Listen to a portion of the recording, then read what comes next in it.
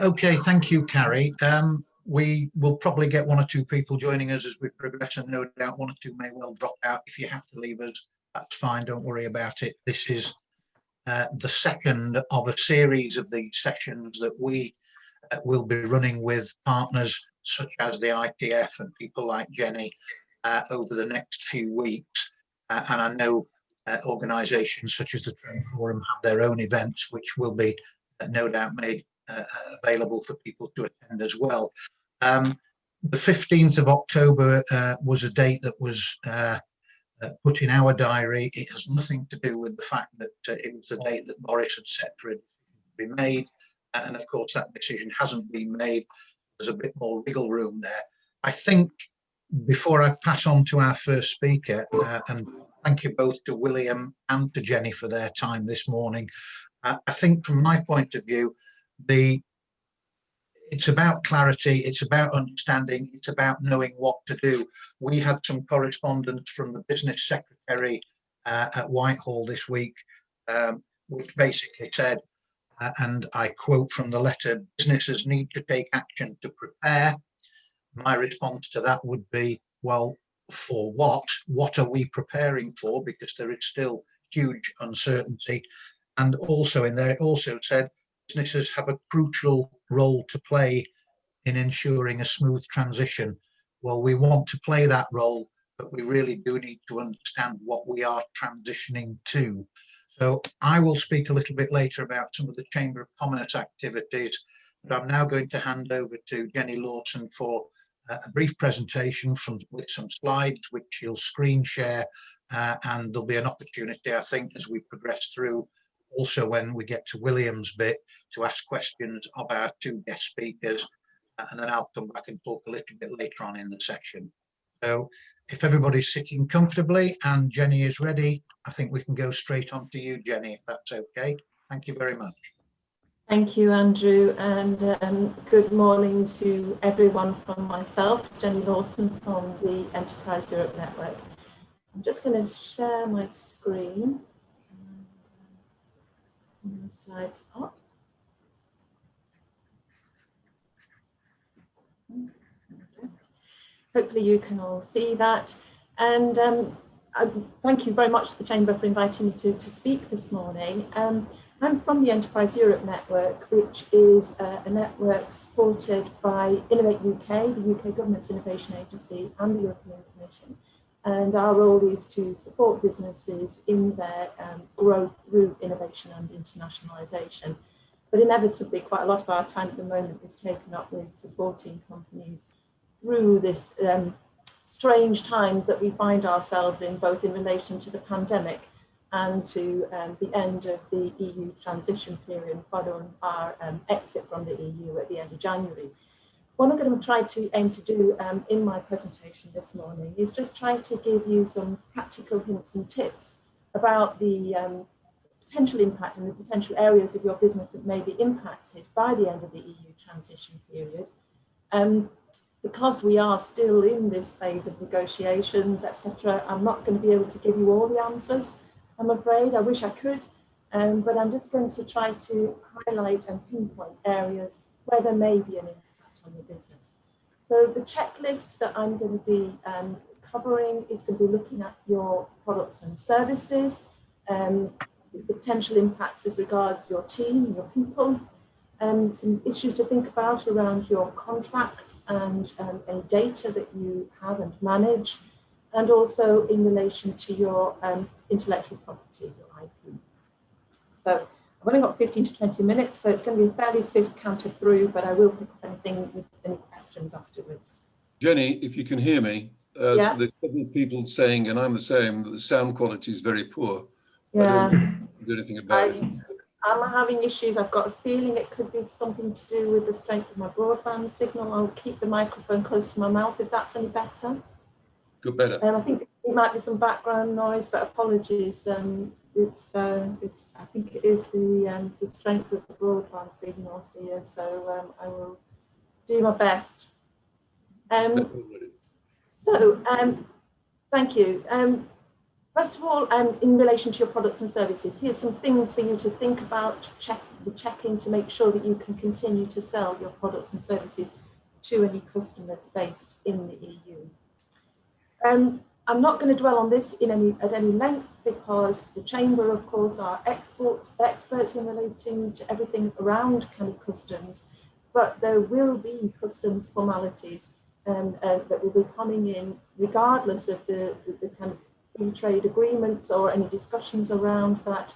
There will be changes, there will be requirements of customs formalities that you will have to comply with if you are looking to export or import products from the EU markets after the end of this year. And if you haven't got up to speed with those, I've included in my slides there a couple of hot links that you'll be able to go through to, and hopefully those will be useful guidance for you on the kind of paperwork and things that you need to be looking at, or asking your customs agents, your freight agents, your forwarders, are they all up to speed on that, and what will they be wanting from you? Another area that I would like you to kind of think around is around legislation which covers product safety and standards which products have to comply with. You will all, I hope, be fairly familiar with the CE mark. We see it on quite a lot of our products that we have, our computers, our IT equipment, any toys we have for our kids. There's quite a range of products, around 22 different product groups, which are covered currently by CE marking. That's going to be changing. From next year, there will be in the UK market a new mark called the UKCA mark. That's going to replace the CE marking for the sale of your products here in the UK. You will find, though, that you'll still be able to use the CE mark for a further transition period of around a year. So you don't necessarily have to immediately switch on to the UKCA mark for most products. But just be aware that that's happening for your UK sales.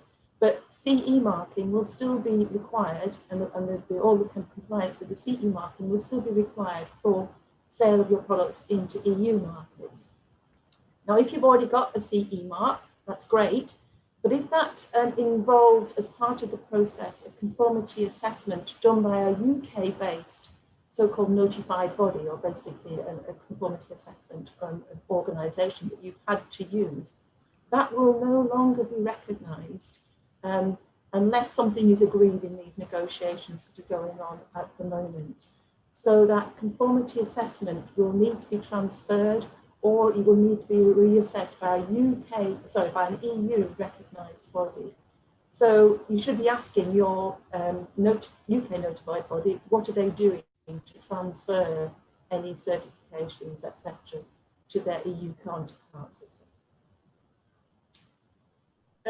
Some of the CE marking legislation requires you to have an authorised representative or a responsible person based in the EU.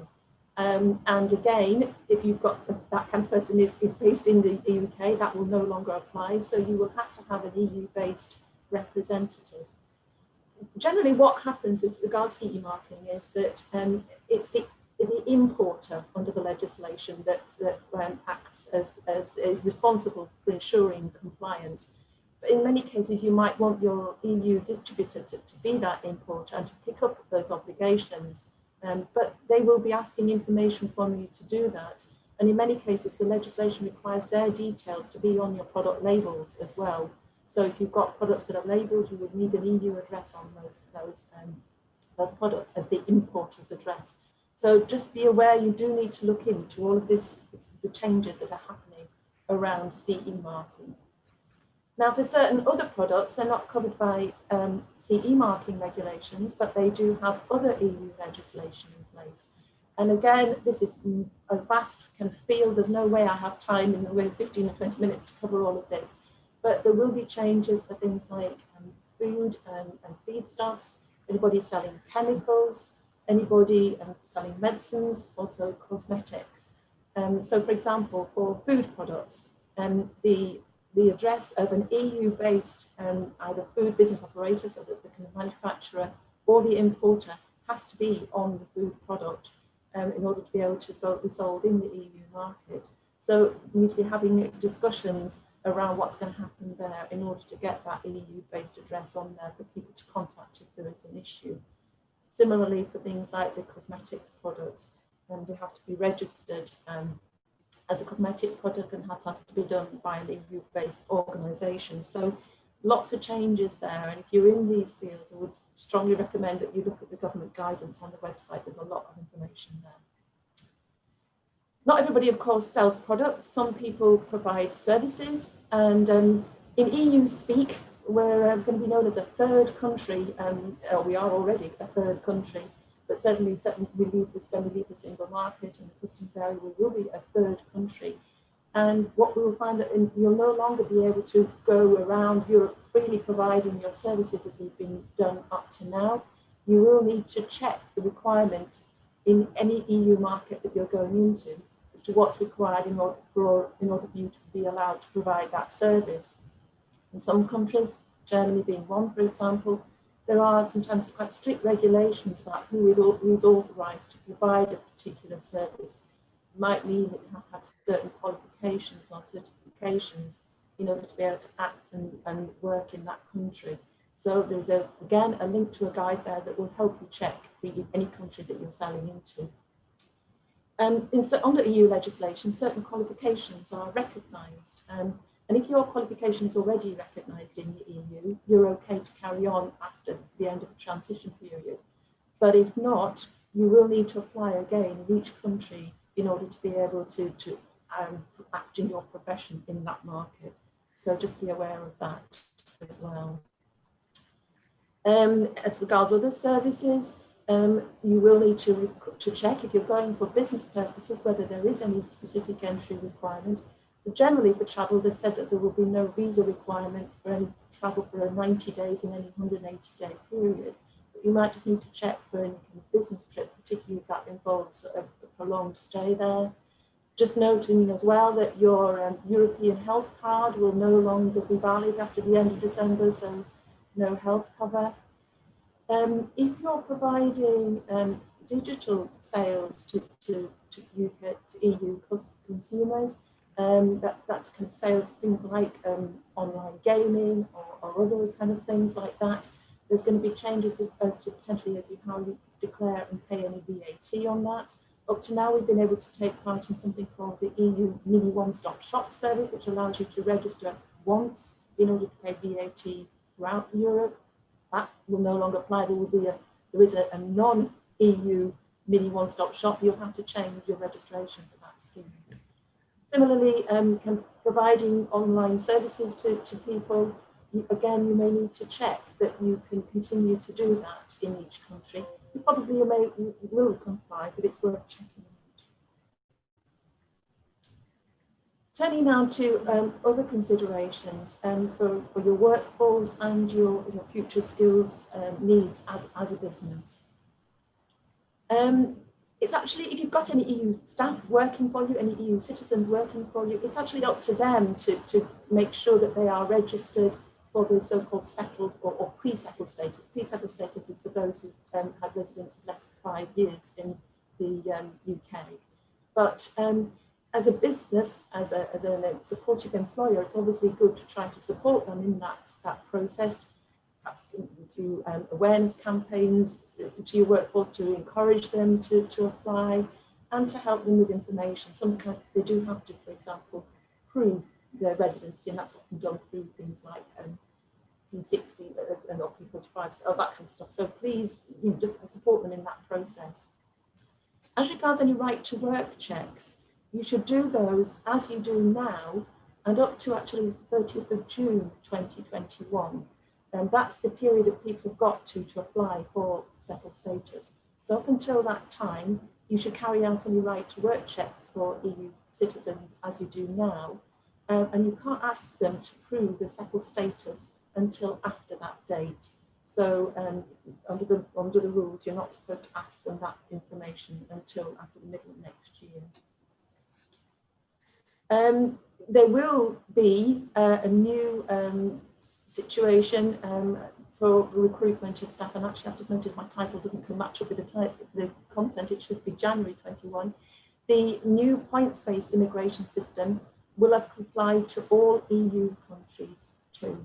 So anybody coming to the UK after the 1st of January 21 to work here, for coming to the UK for the first time, will have to go through this new points-based immigration system.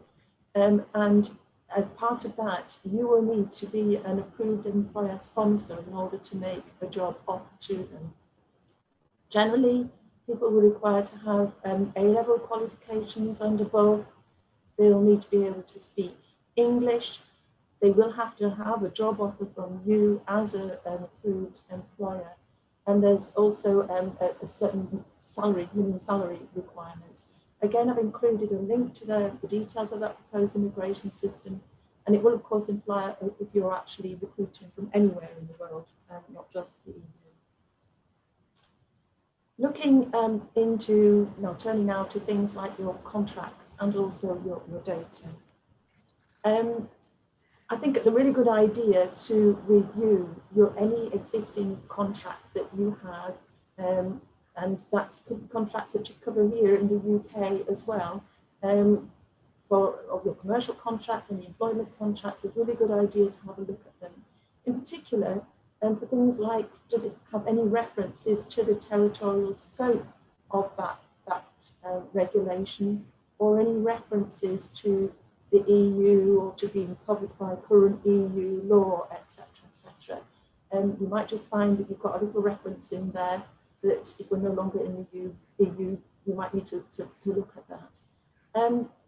Particularly for any of your commercial contracts, it's a really good idea to look at what terms you're using. Often they're referred to as the Incoterms, but that sets out who is responsible for covering things like any payment of duty, any customs formalities, and VAT, and insurance, etc. Just look at that, because obviously that has implications for who is picking up any duties that may be coming in between trade between the UK and the EU, and also who's responsible for handling all of the customs formalities that have to be done. So do check those out. And if you are putting new contracts in place, bear in mind the current position that we find ourselves in, this period of change and transition, and make sure that your contracts are strong enough to respond to the situation. You might even want to have clauses in there that allow you to review the terms of the contract depending on the results of the negotiation, or even some break clauses. So it's certainly worth spending a bit of time just looking at some of your contracts and making sure that that they are robust enough to cope with the current situation we find ourselves in. And as regards data, the dreaded GDPR, the General Data Protection Regulation, will continue in the UK. It's going to be taken across into UK law. Under the EU's GDPR, for countries that are not part of the EU, there is a process that they go under to ensure that the data protection rules in that country are of sufficient robustness that allows transfers of data between the EU and that country. And it kind of seems a bit strange that when we are currently covered by the EU data protection regulation, you would think that our data protection is adequate, but there is a formal process to go through, and that EU assessment of the UK's data adequacy is underway at the moment. If that isn't completed by the 1st of January, if the EU hasn't come to a view that our laws are adequate, you will need to make other provisions if you are transferring data from the EU to the UK. The UK has said that any transfers of data from the UK to the EU are fine, but if you've got any data coming the other way, so if any of the data centres that hold, for example, your HR data or your sales data or anything like that is hosted on a data centre in the EU, you need to check that out and make sure that you've got provisions in place to protect and to permit that transfer of data. And that is usually and often done through what they call standard contractual clauses in place with any of those EU counterparts.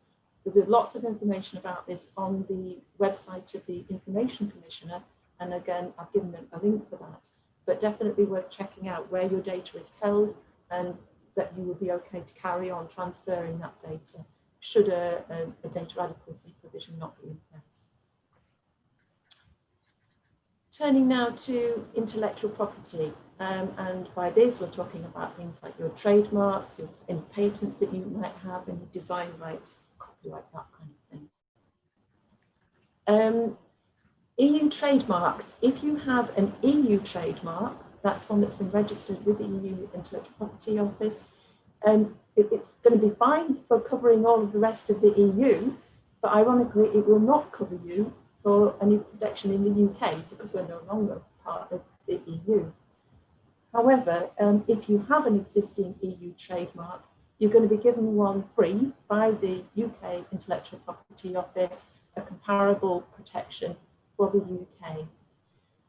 However, if you've got any applications that are actually pending with the EU offices, that isn't automatically given to you.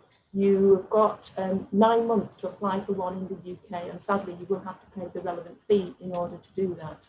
So just be aware that you will need to look into that, and that also applies for what they call registered community design rights, and you'll need to look into those. So there will be changes to the eligibility for unregistered design rights, and there's haven't really got time to go into the difference between them, but just for now, just be really careful considering when and where you first disclose your designs. You've got a right to kind of disclose them in the UK or the EU. You need to work out what's the best for you as a business. So there's quite a lot of complicated stuff around that. The good news is that if you've got any European patents, they're going to be unaffected by the changes. You'll still be able to apply for the European Patent Office, and that will include protection throughout Europe and the UK. And that's because the European Patents system is actually something that sits outside the EU. It's a different European agreement, the European Patent Convention. So you've still got that protection. And there are just some detail around things like plant protection rights and stuff like that, but for the bulk of people, European patents will be fine, and you will still be able to rely on the protection of that European patent. This is a bit of a complicated one, and I apologise for this in advance, but just something to kind of bear in mind. There's something that's often referred to as parallel trade, and that's all around the import and export of goods that are protected by IP rights. Now, once the owner of those IP rights, or somebody with that owner's permission, puts the goods on a market, that's known as exhaustion of IP rights. And essentially, from 2021, goods placed on the UK market may no longer be considered as exhausted in the wider European market. And that would mean that if you wanted to export that good that was protected by a trademark, for example, into another European market, you might need to check first with the owner of the IP to get permission to export it. So just to give you an example, let's say you were selling goods with the Coca-Cola trademark in the UK. You need to check first that you've got the permission to export that product to the EU market from Coca-Cola. So I guess my kind of message, main message, is just to spend as much time as you are able, and I'm aware that there's lots of things on businesses' plates at the moment, but to take that time to check and prepare on what the end of the EU transition period might mean for you. On the UK government website, on the www.gov.uk/transition, there's a little handy tool that asks you some very quick questions about you as a person and about your business, and then comes up with a list of things that you as a business should check. It's a quick, handy guide, and it's quite worth having a look at, because then it then takes you through to the more detailed guidance that applies to your business.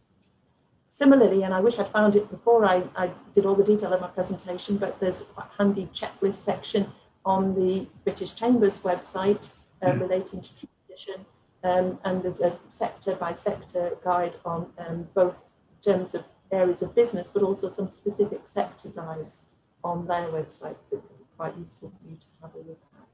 So it's worth spending that time to check. There's my telephone number and contact details for our Enterprise Europe network here in the UK. Do by all means contact us if we can be of any further help, and I'm more than happy to answer questions as well.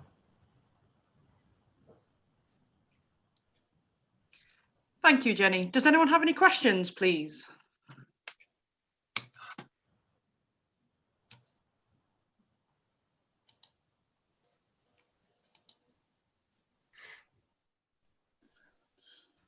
No questions?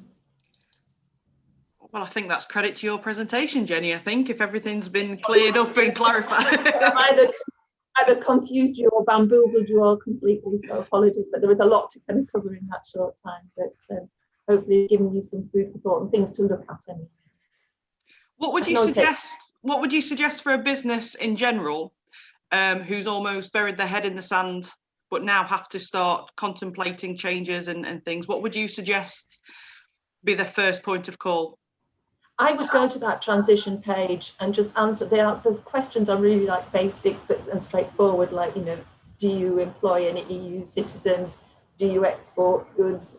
You know, do you import? But it's just very straightforward questions that then comes you up with a list of things for you to consider with links through to the more detailed guidance. Inevitably, with the free trade negotiations going on, there are still some areas that are unclear. But we know certain things already. You know, the customs formalities will be there regardless of the actual detail of that free trade agreement. There will still be some paperwork to do because we will not be in the single market anymore, and therefore it's on the customs union. So I think it's a good place to start if you haven't really done any preparations at all. Thank you.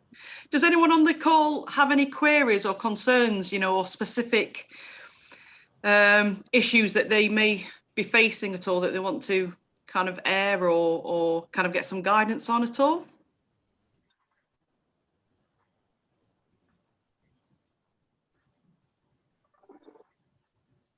Harry, it's Andrew here. If I might just ask a question of Jenny. There's obviously a lot of information, a lot of speculation, all kinds of stuff whirling around at the moment. I'm aware, obviously, Jenny is well versed in this and has contact with lots of businesses. What's the most, I'm going to say popular, or what's the most regular question you get asked, Jenny, that is concerning certainly exporters, international traders in our neck of the woods at the moment? Is it just about clarity and transparency, or is there any kind of specific area? I think the specific areas, I would say that the top 3 areas that we're getting links or questions about are CE marking. So around, you know, what people will need to do in order to be able to sell the products covered by the CE marking.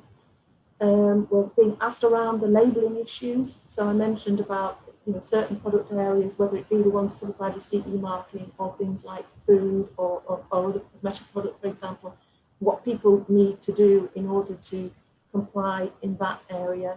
And then another area we're getting asked around is VAT. We are getting some questions around the VAT and the changes there as well. But on those are, say, the top 3 areas that we're getting asked about at the moment.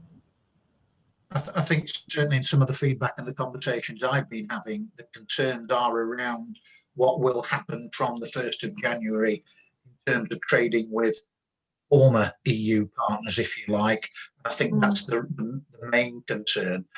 Obviously, there will be differences and changes to trading across the whole globe, but it's that relationship with the other, 27 EU countries. Yeah, I mean, obviously the businesses who've only ever traded with, for example, somebody in the Netherlands or Belgium, etc., really it's not been like an export, and you know, it's been relatively straightforward, and in terms of the paperwork that's been involved in that, it's been relatively simple. Now, trading with the Netherlands is going to be like trading with the US or China in terms of some of the things that you have to think about.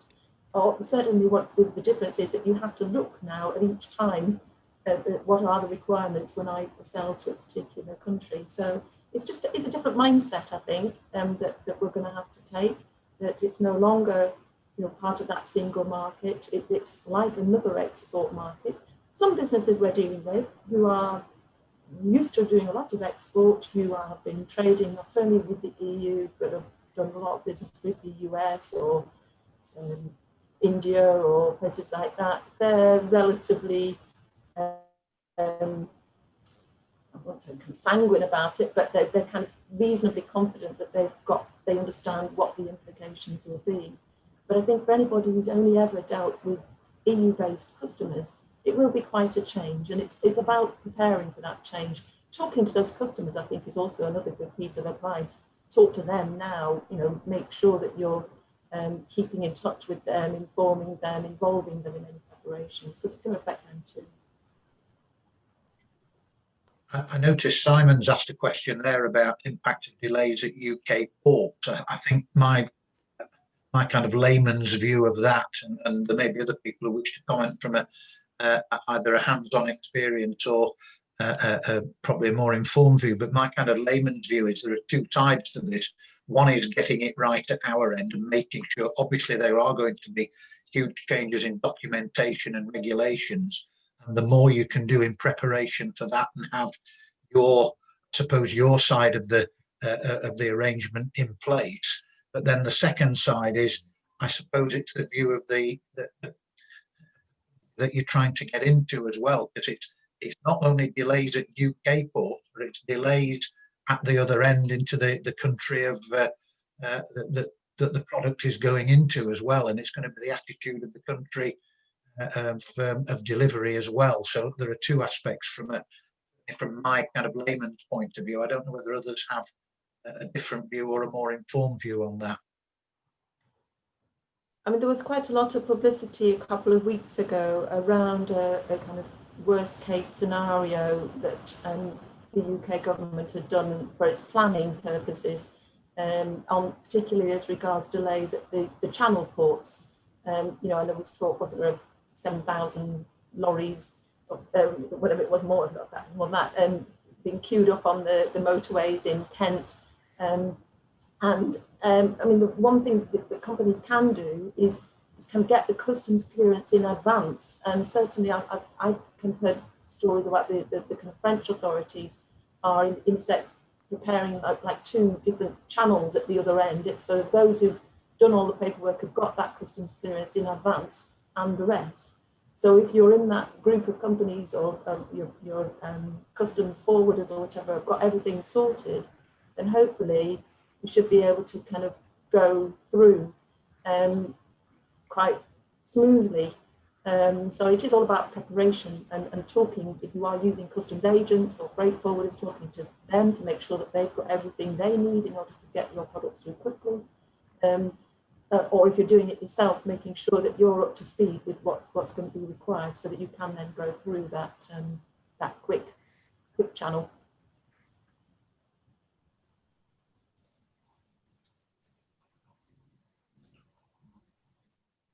I noticed Matt's just asked a question. Yeah, sorry, Jenny, I just realised I was on mute. Yeah, so you mentioned VAT, Jenny. Would we need to process this differently, even if an EU company has a UK VAT number, mainly for purchasing online services? I think, Matt, I probably would need to have a bit more of a kind of conversation with you offline about what exactly that you are doing on that one. I mean, normally we have a different scenario in the VAT arrangements because we won't be part of the single market. It will move more like we deal with VAT on any exports or imports for non-EU countries. And the UK government has announced a system for deferment of import VAT, so you can pay it later rather than on import. But I'm not quite sure, perhaps if you want to come contact me I can have a conversation with you about just the nature of your specific query there, because I'm not entirely sure what you're proposing, but we can certainly have a chat with you and try and help you on that one. That's wonderful. Thank you, Jenny. If there's any more questions, if you wouldn't mind putting them in the chat, we'll have a general Q&A at the end. Next up on the agenda is William Beckett, Chair of the International Trade Forum. Thank you, William, for joining us this morning. Over to you. Well, I just want to first of all check on the technical side of it. First of all, can everybody hear me? Yeah. Yes, we can. And also, can you see my slide presentation? Because I don't want to find out that I'm looking at something else that I should have done last week or something. We can. We're away. Good. Right. You can read the slide yourself to see who we are. But the International Trade Forum has been around now for some 15 years, and we're the leading members independent organization supporting all our members' export activities. And that covers not only South Yorkshire, but now we spread further afield. And more will become aware, you'll become more aware of it as we go through this. So let me just start off by saying about the, I'm gonna have to get rid of the pictures. I can't see on my slides. Can I get rid of who I'm looking at on the right-hand side, or can I move my slide, Carrie? Because I'm blocked out from reading my own writing. You can drag the images of us away anywhere onto your screen. So if you click on it and drag. Oh, look at that. Brilliant. Oh, no, you're right. Well, I'm not going to say anything about your complete drag, but thank you very much indeed for that. Right. As you can see there, just to give you a background as regards where we are with what we're doing in Europe. But what I'm going to say now is we must think positively about exporting now and in the future. Well, nobody thought of the impact of COVID-19 at the beginning of the year when we were doing another presentation on barriers to exporting and how it would overcome them. It would have been a very short presentation if it had known about the virus. But now I'm going to talk about Brexit just a bit. You've probably heard today that already Boris's next deadline has passed. It's not going to just be this weekend. We're now going to apply to the EU new next deadline, which is the end of this month. And surprise, surprise, we're not going to gamble against it being then put back to the end of November and then to the end of December, etc., etc. But already they're making preparations for the trade deals to be carried on into the new year. Of course, we need to make the necessary presentations for leaving the EU on the 31st of December, be it with or without a deal. And there is no doubt there will be difficulties to overcome to the short term, but we will overcome them as we always do. Jenny's covered them in considerable detail, a lot of the problems, shall we say, or issues, but there isn't a deal by the end of the year. Negotiation will still be ongoing into next year, even if it means striking bilateral agreements with individual EU member countries. So we must think positively about exporting now and in the future. Why am I so positive about it? Well, they need us as much, if not more, than we need them. And I'm just going to show on this slide, we've got EU exports in 2019 with 372 billion to the UK, resulting in a UK trade deficit of 72 billion. In other words, we're losing money in dealing with them in a way. But when we export to non-EU countries under WTO rules, we get a 46 billion surplus. Now, the UK exports to these non-EU countries have grown 3 times as quickly as exports to the EU single market since it was established. Just to give you an idea of this, that's where it sets it out in percentage terms. And quite simply, you can see what it means. But non-EU countries now representing 57% of our exports. And what I'm going to emphasize on that is that the UK trade with individual UK countries shows that there's I'm going to go to the next slide just to show you this. If it wasn't for the 4 little countries at the top, now bear in mind, we've got Ireland, then Luxembourg, Malta, Cyprus, and Finland. Not exactly those latter 4 particularly large export target markets, but the share of those 4 countries, in Ireland particularly, comes to 17 billion. And without that, the deficit would have been over 89 billion dealing with Europe. And believe it or not, only the bottom 9 countries make up 85% of the deficit. And you can see yourself working from the bottom that the stars are Germany, surprisingly, Spain, Belgium, Poland, Italy, France, Czech Republic, Poland, and so on. However, if we go on now to show you this, you're going to see that when we joined the EU represented 38% of the world economy. At the time of our referendum, it represented 16%, and their forecast is only 10%. So that sort of gives you a hint of what I'm going to come on to. The European Commission's own trade for EU strategy says 90% of the global economic growth in the next 2 decades will come from outside the EU. Therefore, it suggests the UK needs to focus on these non-EU markets to maximize its growth in exports. And that's what I'm going to say here, is that one thing we must remember, therefore, that currently over 50% of all our exports are currently under WTO rules, World Trade Organization rules. And so from that point of view, it's not as if we're not familiar with dealing with countries and exports with the extra paperwork, shall we say. We're very accustomed to it. My own company exported to 40 countries worldwide. 80% of our turnover was to those countries. And believe it or not, 50% was to the USA. And as the USA is our largest individual market, with over 20% of our exports going there, not surprisingly is why we wanted to focus on doing deals with them. This is rather surprising and disappointing. 45% of UK firms with more than 50 employees are involved in international trade, but only 14.5% of smaller UK firms with less than 50 employees are involved. Now, just to alarm you, but in South Yorkshire, that's well under 10%, well under 10%. So we're not renowned in our area for getting off our butts and going out there to deal with foreign countries. And I'm hoping that's going to change, because in a sense, as Jenny's alluded to, we don't really regard the EU as a foreign country anymore. It's just a trading bloc that is, and since the single market, it's been so easy to deal with them and be able to do it without any difference in paperwork than if we were selling it to a company in Cornwall or Newcastle. But there again, if there are significant numbers of us that are dealing with companies in other countries, we are familiar with the WTO rules, and not least of all, and most importantly, so are the Chambers of Commerce, and so are, most importantly, again, the freight forwarders, who invariably carry out most of the paperwork for us and look after us in this regard. The larger companies obviously have got their own organizations internally often to be able to cater for this, but the smaller companies do rely on their freight forwarders and chambers to assist them with paperwork and so on. Once set up, however, electronically, preparing manifestos or whatever it may be, it is fairly straightforward. And I take Andrew's point about any blockages, if you may call it that, that's going to occur in customs on imports and out and so on into those countries. And I don't doubt that some countries will exercise more bullishness to try to delay matters, to try and punish us. That's just the nature of certain countries, some that are more nearer than others with a foreign accent, but there we go.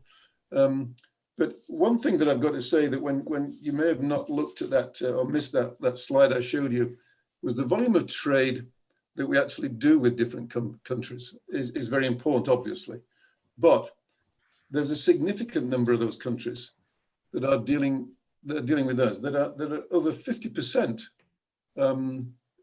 greater exports to us than we are to them. And a lot of those companies are fairly local, not least of all the Scandinavian countries and Holland particularly. And then you get to countries like Denmark, where 50% of its dairy products are exported to UK. So everyone going out and buying your low-pack butter will remember that. And Holland exports, I can't remember the percentage, but it's so significant, it's massive. It's 80% of all their flowers are sent to us on a daily basis or something. So a lot of these countries are very much dependent upon us. So we don't want to be bullied by Barnier. Should have thought of that before, that expression, or rather like that. But from what we're saying is that we've got to definitely, proverbially, get off our butts. And I've just done that. Let me move on, sorry. Now, These are the focus country events that we have. What happened there? Bear with me, sorry.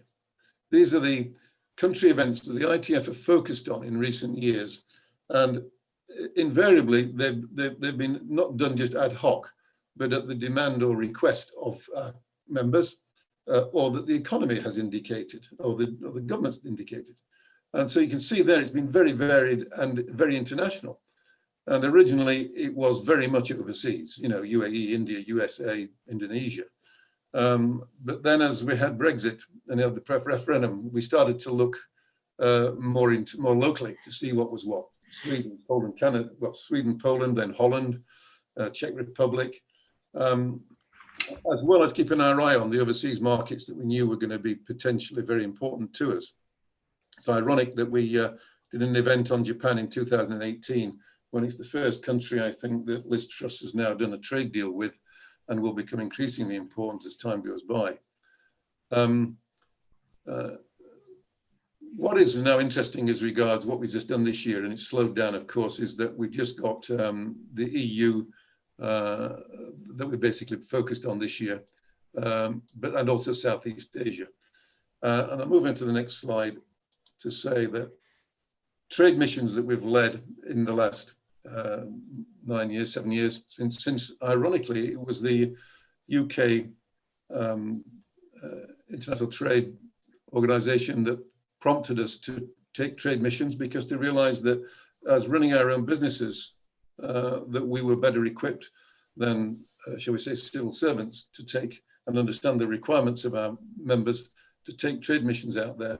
And not just to take trade missions out there, but to guide them through the whole process. We view it as crucial that nobody goes out to go out to another country without having done significant homework in research and in researching whatever it is they want. Is it agents, distributors?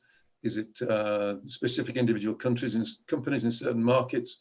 And so we started off, you can see there with Singapore, and made two subsequent visits, mainly because we try to coincide visits with exhibitions, because we consider those are a vital way of getting information and research to take us into different markets and make contacts. But also, we realize that Singapore is a very, very important market in the sense that it is arguably the most important trading point in the whole of Southeast Asia. And the ASEAN market of 10 countries is one that is of a significant importance to us. It's also very convenient in the sense that you can fly from there via Dubai and do trade in Dubai, and as well as you can go from Singapore to India and further east to do trade there. I'm going to come back to the latest thing we just done to Ireland shortly, but we did have the one you see there in November. We were in Thailand, in Bangkok, for the first Made in Sheffield exhibition that we jointly organized for our companies. And it was a great success, and none of us realized, whilst we probably should have done, that even in Bangkok, they get visitors from New Zealand and China, and as well as the more local to them. And so some of our companies were able to set up agencies in those markets, which as well as local in Malaysia as well. So on to the next one. Obviously, this is a bit of a guesswork, because we don't know what's going to happen yet. And we don't know what trade deals Truss is going to come up with. But what we do know is that Southeast Asia is still very high on the list, and Malaysia is very strong, and dying for us to do more trade there. When we first went out there in 2013, it was quite amusing, because we must remember that these were all, if you like, Commonwealth countries, part of the old empire, and yet we ditched them when we joined the common market, as was in 73. When we went out there in 13, the first thing that the first person that said to me when I walked in there to introduce myself was, "Oh, you're back, are you?" And it was that attitude of realizing that we had ignored them. And I think it's very, very important that we put our traditional or old Commonwealth countries very high on the list as regards target markets. And I'm not ignoring European countries by any stretch of the imagination, so don't get that wrong. So that's why when we talk about future trade missions, at some stage included in there will be some European countries. There is no way that we're going to ignore what is by far and away the largest trading bloc for us in Europe, which is Benelux. I know that we shouldn't necessarily do that, but if we just combine Belgium, Holland, and even Luxembourg if we wanted to, but without Luxembourg, it exceeds our total exports to Germany. Now, Holland has a bit of a strange thing called the Rotterdam factor, because often it's just used as if it effectively as a distribution center for goods going into the rest of Europe. And similarly, what we probably don't realize is just how many goods come into the UK through Rotterdam as well. So the imports, exports statistics for Holland are grossly distorted. But we mustn't get away from the fact that it's still a very wealthy and profitable country, and that we should be looking at it more closely rather than just looking further afield. Obviously, if we're talking in terms of smaller companies that are either just exporting or maybe just only exported to Europe, if they've not been to Holland, they've not established relationships with them. The one thing we've done is establish relationships ourselves with endless different networks. Jenny's Enterprise European Network, EEN, have been invaluable to us as regards being able to establish close relationships with their own contacts in these countries, which are often the national chambers of commerce and also specific market sector contacts with companies. And therefore, when we go to these countries, we hope that we are as well prepared as we are to take advantage of it. We're not just going there to arrive and say, now what do we do? And the reason we put down there also September 22, Chicago, was because we were supposed to be going out there this September, just gone, because Chicago hosts the most important manufacturing show in the Western Hemisphere, if I may put it that way, or North American, and Pacific, called the International Manufacturing Technology Show, which is held every 2 years. My own company exhibited there for 15 years from the mid-90s onwards. It is by far and away the biggest show, and the nearest we've got in Europe in manufacturing and engineering is the Hanover Fair, not Hanover Fair, the my life, how can I forget it? EMO show that's held every 2 years also, which is therefore another one that we'll probably be looking at as a possible visit to make in September 21. And this is again down to whether our members want to go out there, if there's a demand to go out there. But exhibitions are a brilliant way of forming and establishing contacts. New trade deals. Well, new trade deals, Liz has already sorted out Japan. Forgive me, Liz, I'm already on first name terms with you. Australia is going to be close behind. USA we know about, and already that Liz has done it for the first time for 49 years. Apparently, we've got a trade deal on beef. Now, I never thought that we'd be talking in terms of exporting beef to the USA, but that's what it is. It's worth 90 million to us, apparently. So things are afoot and will continue. And I put Canada in there because, again, we underestimate Canada. We've taken several trade missions there. I've been numerous times, and we ought to take advantage of it. And because they are, again, former Commonwealth countries, certainly pro-British, and they're ones we would target. The Asian group of companies I've just mentioned to you with the fact of those 10 countries. We could do a quiz for you to say, right, can you name me the 10 countries? But it would be more challenging if I said to you on the next one, on the Trans-Pacific Partnership trade deal that's been done, can you name the 11 countries that are involved there? And I'll give you a clue. It's expansive as going from Chile and Peru on one side of the Pacific, going to Mexico, going to then Singapore, Malaysia, and going all the way then to Canada and to Vietnam and to Brunei. So there are 11 countries. Now, that's what's important about this, is that we've already done the deal with Japan, who are part of it. Australia are part of it, the New Zealand are part of it. So it's a logical step that we're making in trying to become members of that Trans-Pacific Partnership of 11 countries. We would be the 12th, and its value to us would be as great as it is with the EU. So from that point of view, the government's not being idle. We have to therefore balance, where are we going to go with all these things? We're targeting there. Existing EU countries is a must. Nobody's denying that. And again, I've mentioned Southeast Asian countries. The Gulf states are positively. Another one, we have extreme success in the likes of Dubai and Bahrain and so on. And so from that point of view, we can't ignore that because they're another great contact. USA and Canada, I've mentioned, as I have the Trans-Pacific Partnership of the 11 countries. So what I want to talk about now is a new way to market, because one of the most important things that we discovered this year, and you may or may not remember what I showed on the screen, was the fact that we had taken a trade mission to Ireland in January. This followed on from an event we held in Ireland last autumn, but also supported by the Rotherham Chamber, and through Andrew, made contact with us, or for us, with their key organisations, manufacturing organisations and trade organisations in Ireland, for us to meet up with and establish relationships. We also combined it with one of their most important manufacturing supply chain exhibitions that was held in Dublin in January. So we took a decent team over there, and we also had these meetings with these key companies. And one of them turned out to be what I would hope is a jewel.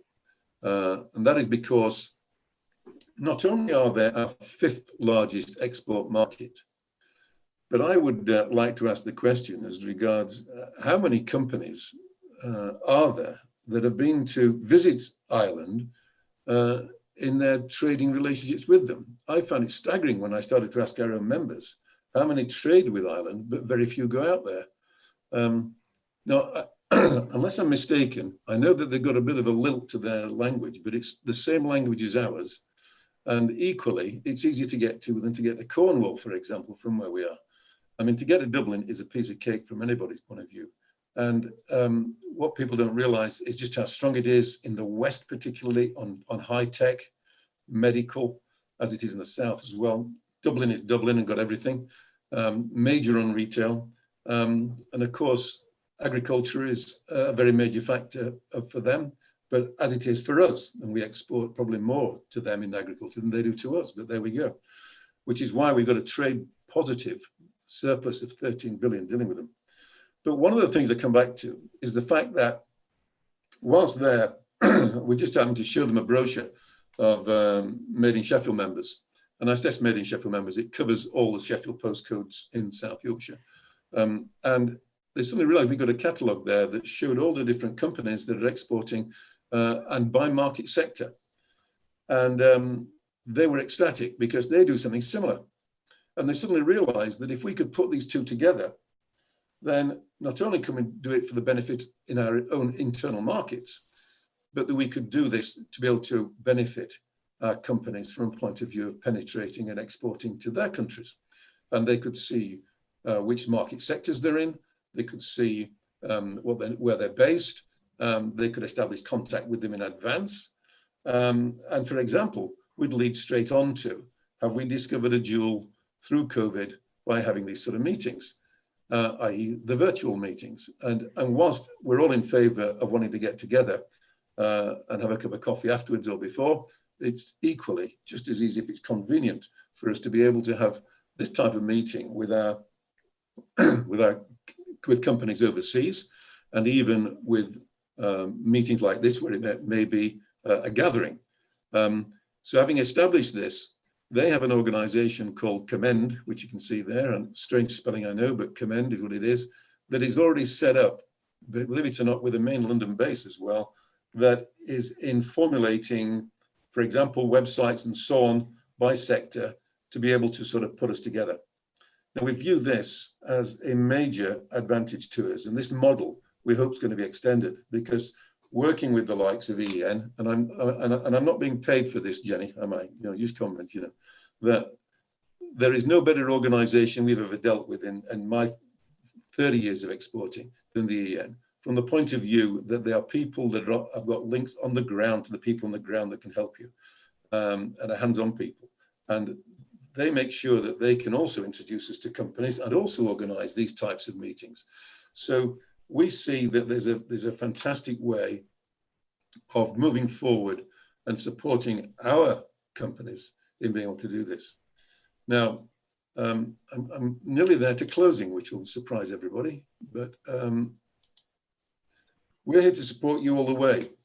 And by that, I mean all the way. We hold hands. We hold hands from the point of view of assisting you with any market research, deciding which market you want to go to, helping you to find out networking opportunities over there, certainly introducing you to trade organizations over there for each particular industry, working with trying to find agents and distributors for you, which is vital to a lot of the smaller companies, and necessarily organize and take you on trade missions so that we can nurse you out there as well, hold hands.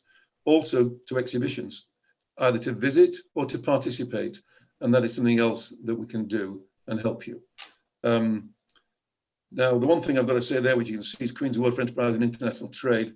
Believe it or not, last year, we only had 3 winners of the International Trade Award in South Yorkshire. And there were only, in total, 8 applicants. Now, that's rubbish, to be perfectly blunt. In fact, when I say 3 winners in international trade, it was 3 winners of Queen's Awards. Now, that's pathetic.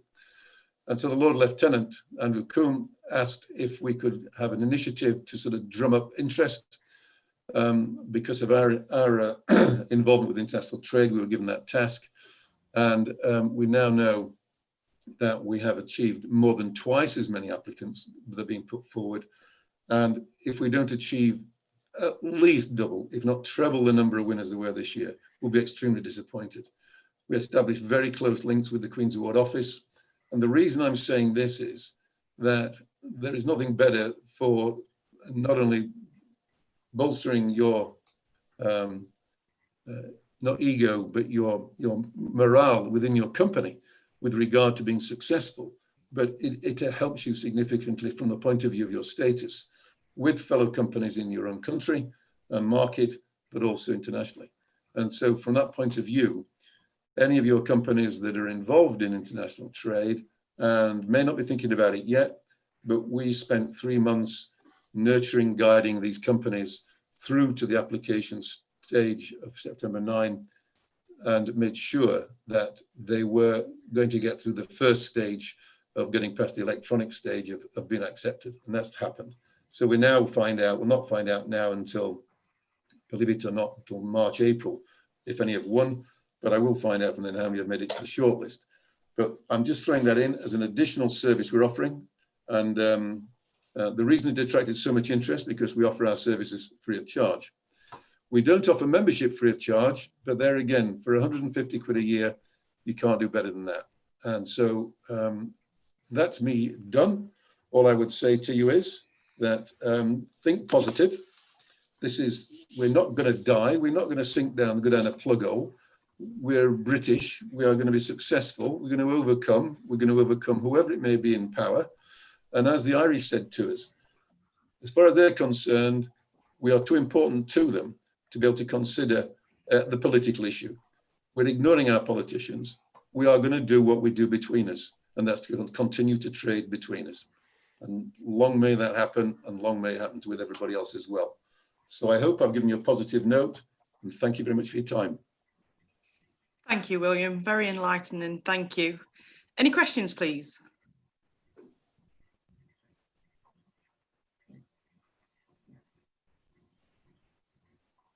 I don't know whether I should be pleased or not pleased. I think that's a good sign, William. Thank you. Before moving on to Andrew, William, may I just ask you to stop sharing your screen, just in case Andrew needs to... Oh, yes. I'll stop. Just at the top of the... that's perfect. Thank you. Yeah.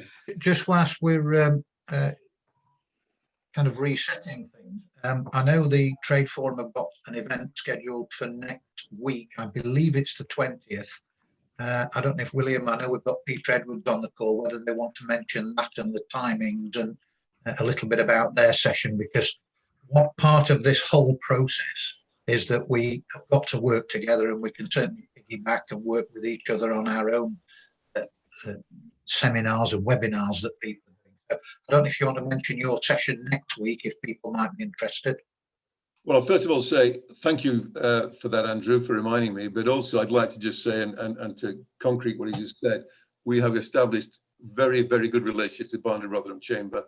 and we help each other to promote our activities for both organisations, and it works extremely well. We have got another one jointly with one of our sponsors, BHP, next Wednesday, well, the 20th, whenever that is. Although I can't tell you what day, but I'm going to pass. Tuesday. Is Peter listening? Can you take off mute, Peter, and come in? I am, William. I'm listening. Yes. Yeah. I confirm it's the 20th of October, which is Tuesday at 2 p.m. And as William says, it's a webinar with BHP, and we'll be expanding the idea of reaching out further with your export activities. But more importantly, there is finance available to assist with those export activities wherever you want to go, be it EU countries or further afield to Southeast Asia, North America, etc. So we'll be talking about what funding is available. Our main speaker is Richard Halstead, who is the manufacturing growth manager for Sheffield City region, who will be talking about a business diagnostic, which can be financed, giving advice on improving your productivity through your business. And then there'll be a further presentation on international trade and how to grow your business through that particular method. Thank you, Peter. The link, as I say, is free to join. Barnsley and Rotherham Chamber have the link. And so we're very happy for that to be shared amongst your members, Carrie and Andrew.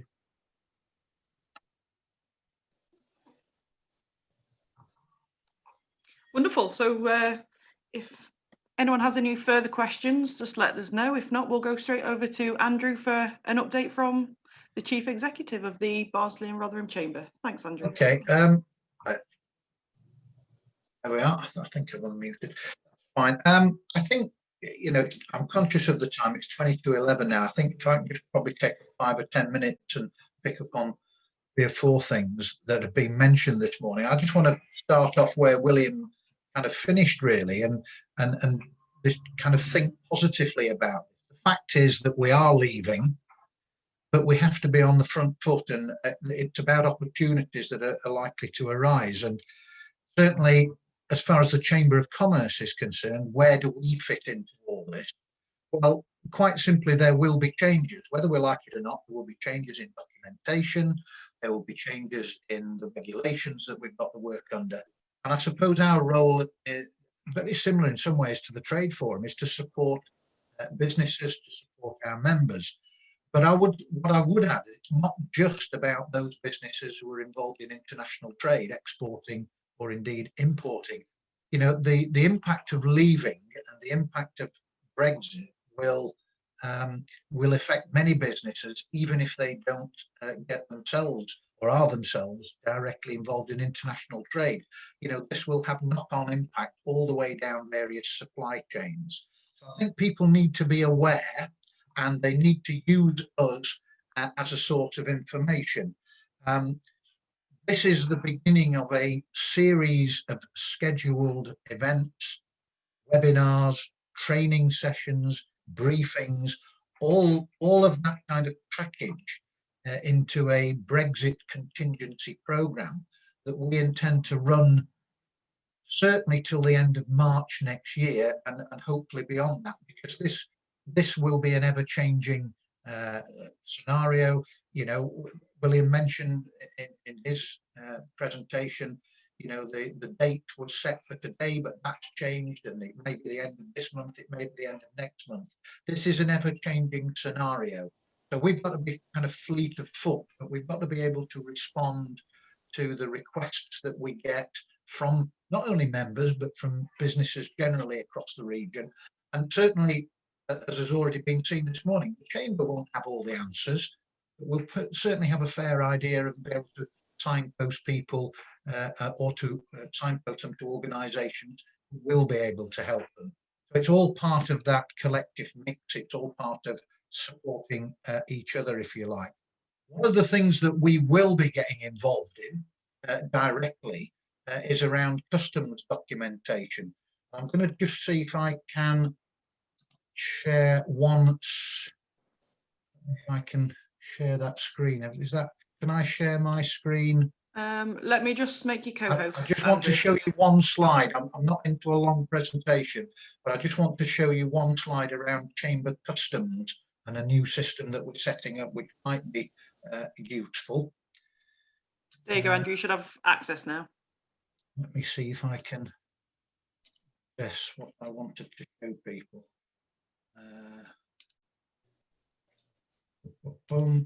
Is that visible now? Chamber customs? Not yet, no. No.